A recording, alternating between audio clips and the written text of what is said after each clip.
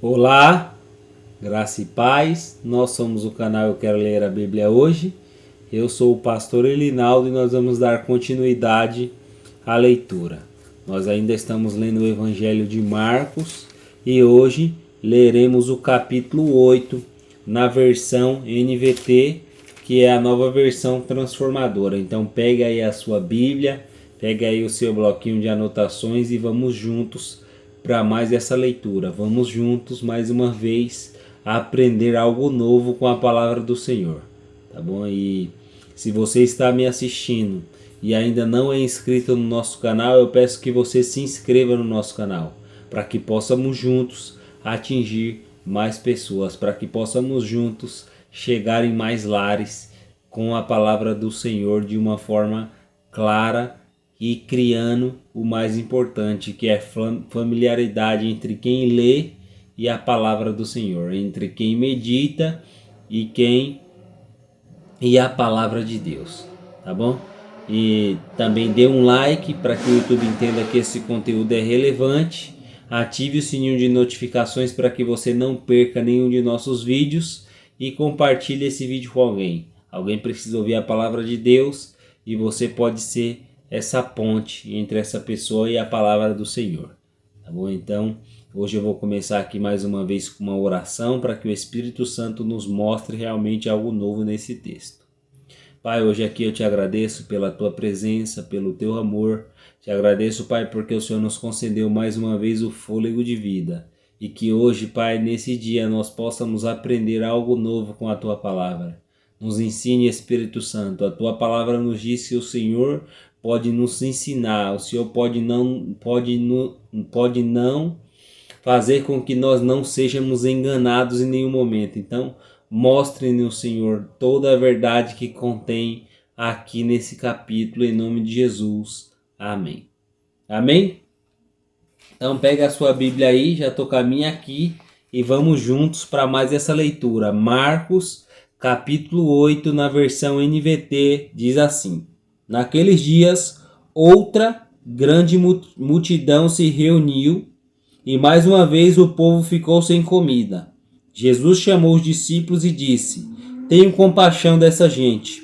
Estão aqui comigo há 3 dias e não têm mais nada para comer. Se eu os mandar embora com fome, desmaiarão no caminho. Alguns vieram de longe. Os discípulos disseram: Como conseguiremos comida suficiente neste lugar deserto para alimentá-los? Versículo 5. Jesus perguntou: Quantos pães vocês têm? 7, responderam eles. Então Jesus mandou todo o povo sentar-se no chão, tomou os 7 pães, agradeceu a Deus e os partiu em pedaços. Em seguida entregou-os aos seus discípulos, que os distribuíram à multidão. Eles encontraram ainda alguns peixinhos. Jesus também os abençoou e mandou que os discípulos os distribuíssem. Todos comeram à vontade.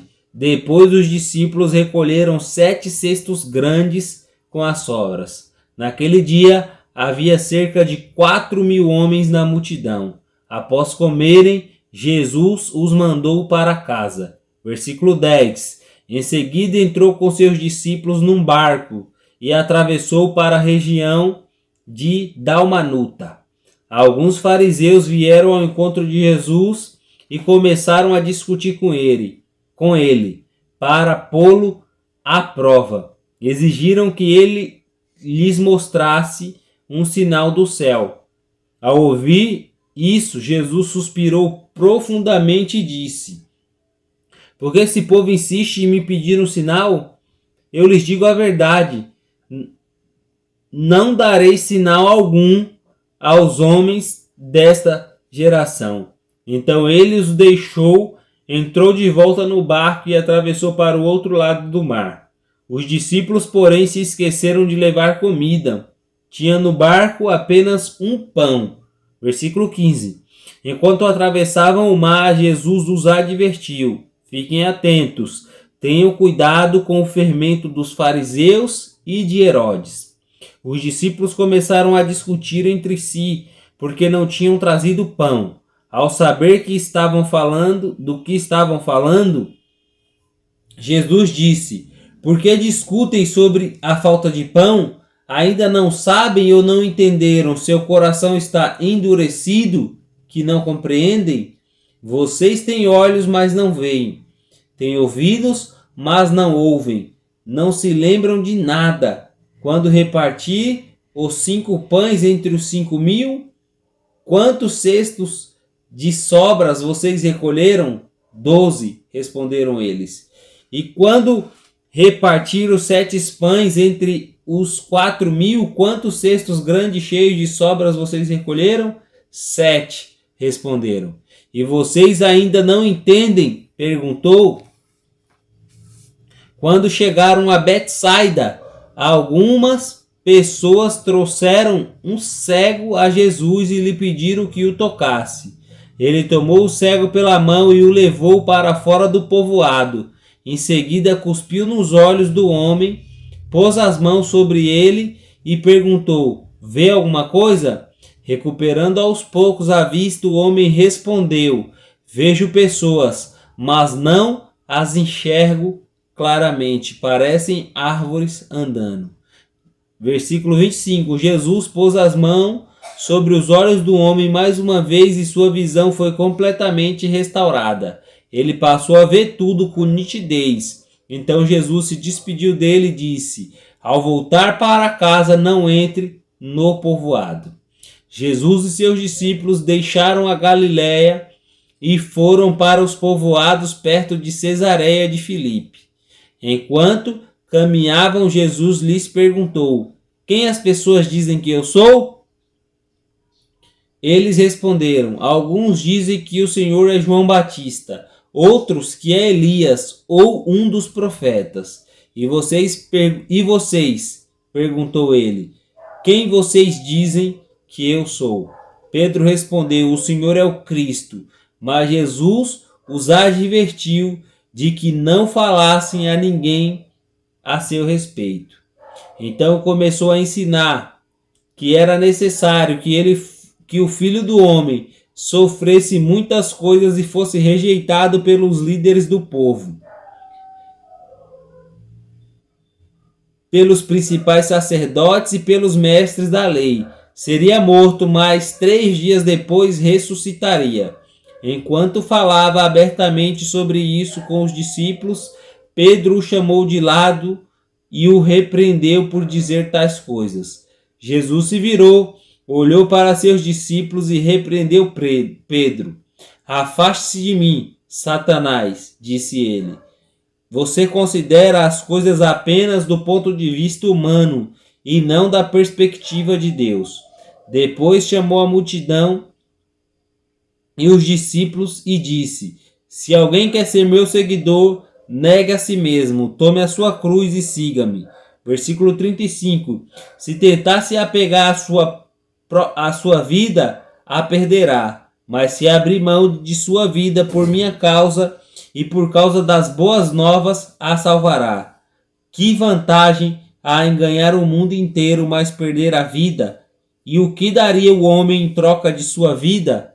Se alguém se envergonhar de mim e de minha mensagem nessa época de adultério e pecado, o Filho do Homem se envergonhará dele quando vier na glória de seu Pai com os santos anjos. Amém? Então esse foi Marcos capítulo 8 e agora chegou o momento de você colocar aqui nos comentários o que você entendeu desse texto, o versículo que te marcou, o versículo que causou dúvida em você, ou um versículo que chamou a sua atenção, que você quer aprofundar um pouco nele, que você quer passar alguns dias meditando nesse versículo. Tá bom? Em caso você não tenha conseguido, eu vou deixar 2 pontos aqui para que você pense e diga no final se faz sentido ou não para você. O primeiro ponto é que eu marquei aqui que os fariseus eles pedem um sinal. Por que eles pedem um sinal? Porque havia dentro deles dúvidas. Dentro do coração dos fariseus haviam muitas dúvidas, sabe? E assim também somos nós, nos nossos tempos, quando a gente quer ver sinais do Senhor de tudo, quando a gente quer que Deus mostre sinal para qualquer necessidade nossa, quer que Deus mostre um sinal para qualquer situação que estejamos vivendo. E todas as vezes que a gente fica exigindo muitos sinais assim de Deus, isso não é um sinal de fé. Isso é um sinal de incredulidade, isso é um sinal de falta de fé. Porque se nós confiamos plenamente em Deus, nós não precisamos de nenhum sinal miraculoso, nenhum milagre acontecer à nossa volta para que nós possamos crer nele como nosso único e suficiente Salvador.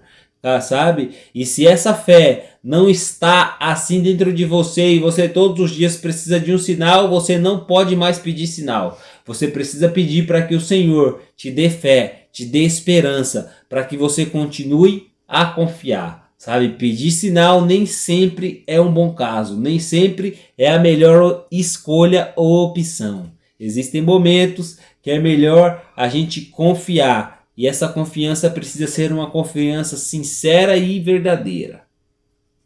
O outro ponto que eu marquei aqui, Jesus ele cura um homem da cegueira, sabe? E quando ele abre a primeira vez os olhos do homem ali, quando ele está fazendo o milagre da cura, o homem fala que estava enxergando, só que ele não estava enxergando claramente. Os homens pareciam árvores. Então ele via ali seres humanos, mas com a aparência de árvore. E isso que eu quero que a gente pense, sabe? Quando a nossa visão não está nítida, quando a nossa visão não está sendo uma visão que vem do nosso Senhor e Salvador Jesus Cristo, nós também confundimos pessoas com coisas. Nós também confundimos pessoas com o que elas podem ou não fazer.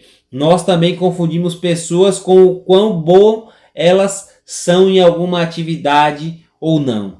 E aí que está a grande sacada que eu aprendo aqui nesse texto, que nós precisamos que Jesus deixe a nossa visão cada dia mais nítida.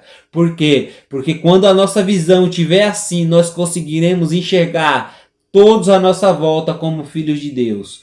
Todos necessitados de um Salvador, de um nosso Senhor Jesus Cristo em suas vidas. Sabe? Então, chegou a hora da gente deixar de tratar pessoas como coisas, e sim pessoas como verdadeiramente elas são, como verdadeiramente elas nasceram para ser. E todos nós nascemos para ser filhos de Deus, sabe? Nós não nascemos para ser somente criatura do Pai, mas nós nascemos para ser filhos de Deus. E o pecado que impedia de que isso acontecesse já foi pago na cruz por nosso Senhor Jesus. Então agora nós só temos que aceitá-lo e aí então nos tornamos verdadeiros filhos de Deus. Então pense aí como que está a sua ótica, pense aí com quão nítida está a sua visão.